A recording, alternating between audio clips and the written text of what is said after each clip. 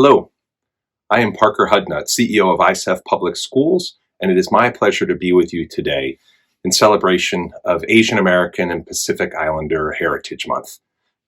We're going to do a read aloud, and I am very happy to have chosen this book, Cora Cooks Pancit, written by Dorina Gilmore and illustrated by Christy Valiant. Now, the reason I picked this book is because of this word, pancit, which is actually in the picture here. It is a delicious Filipino noodle dish that I have had many times, particularly when it's done by my mother-in-law. It is especially delicious. So I hope you enjoy this book as much as I do. Let's begin.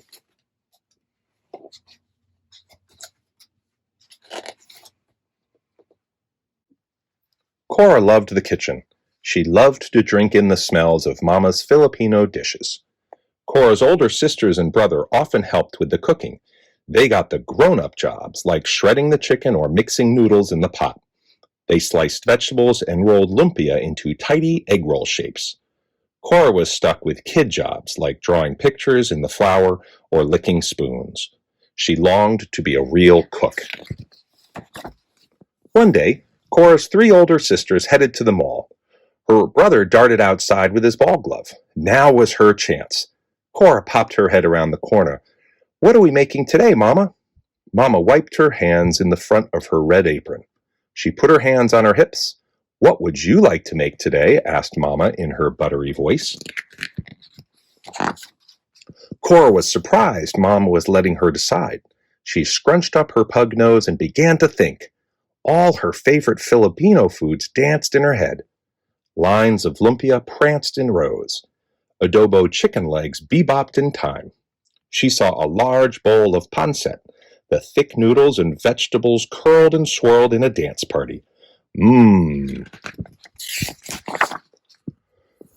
"Will you teach me to make pancit?" she asked. "Of course," said Mama. "Would you like to wear my red apron?" Cora was a real cook now. The apron was a little too big, but it would do. Mama helped Cora tie the strings around her back and made a neat bow at her belly button. "This apron belonged to Lolo, your grandpa," said Mama. "He wore it when he first came to California. He was a cook for the Filipino farm workers who picked strawberries and grapes in the fields." "Did Lolo teach you how to cook?" Cora wanted to know. "He did," said Mama. "I followed him each day to the big kitchen. He created all kinds of dishes to fill the hungry workers' tummies. While he cooked, he told stories about the Philippines, where he was born." Cora nodded as she listened. "Lolo told us about the countryside where he grew up. His family harvested pineapples, bananas, and papayas. He used to eat smashed fried bananas and sweet rice wrapped in banana leaves." Cora stuffed her hands in the deep apron pockets. She imagined Mama and Lolo cooking together. She saw Lolo as the boy unwrapping the banana leaves and scooping the sweet rice from inside. Cora knew the rules in Mama's kitchen. She scrubbed her hands with soap. Mama dug in the cupboards and refrigerator for ingredients. She listed what they needed for the pancit: chicken, celery, carrots, mushrooms, onions, baby corn, cabbage, ginger, garlic, soy sauce. "Don't forget the noodles," said Cora. "Oh, yes, the noodles," said Mama. "Let's get started," Mama told Cora. "Open the package of rice noodles and put them in this bowl of water." "Do you know why we soak them?" "So they get soft," answered Cora. "You've been paying attention," said Mama with a wink. Cora opened the package. She plopped the big clump of noodles in the bowl. Meanwhile, Mama took out some chicken she had cooked earlier. This was Mama's special stash. She used chicken for all kinds of Filipino dishes, like tangon, chicken curry, and lumpia. "Want to help me shred?" asked Mama. Cora's eyes grew wide. A grown-up job! She was ready. She pulled the chicken pieces apart the way her older sister Prin did. She placed them on a plate. Cora snuck a tiny bite of chicken. She rolled it to the back of her mouth before Mama noticed. The salty taste tickled her tongue.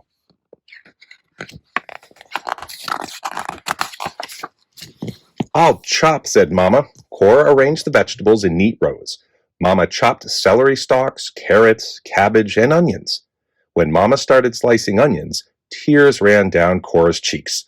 She looked up and saw Mama's watery eyes.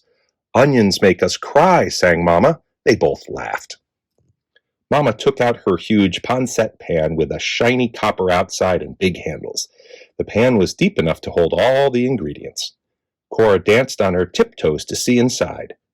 Mama asked Cora to step back while she added some oil and the vegetables to the pan.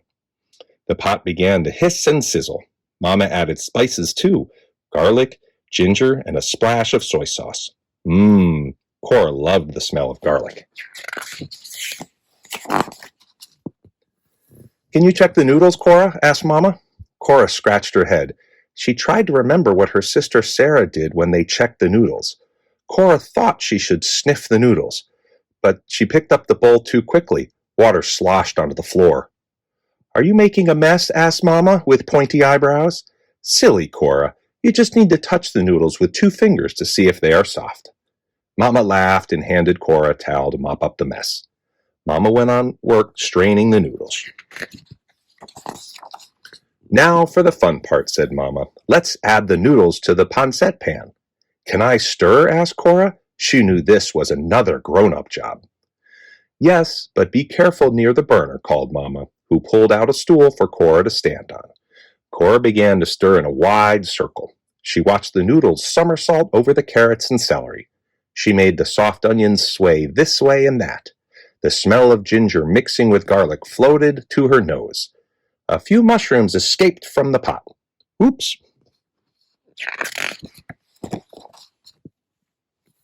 That night, Mama brought the food to the table. She set out a platter of adobo chicken, 2 plates of her special lumpia with dipping sauce, and a bowl of pineapple slices. Cora's brother and sisters came to the table one by one. Daddy sat in his usual spot at the head of the table. Cora watched his eyes grow wide as he checked out all the food. He licked his lips. Finally, Mama set the steaming platter of pancit in the middle of the table. "You made pancit without us," hollered Cora's brother Crispin. "Who did my job?" asked Prim. "Who checked the noodles?" Sarah needed to know. Mama replied, "Cora did all the grown-up jobs." "Really?" said Daddy. "That's my girl." Cora scrunched together her eyebrows and bit her lip while the family tasted her pancit. Did she do everything right? Would they like it? Would Mama tell about the accident with the noodles? "Pretty impressive," smiled Cora's sister Irene. Crispin chomped on a big spoonful of pancit and elbowed Cora. "Not too bad," Crispin said. Cora grinned. Her eyes sparkled with delight. Daddy sat back in his chair. "This tastes like your Lolo's pancit," he said. Cora beamed with pride. "Salamat," she cried out. "Thank you." The family laughed. Cora was still wearing Mama's red apron. The end. And if you get the book, there's a nice recipe in the back where you can make pancit all yourself.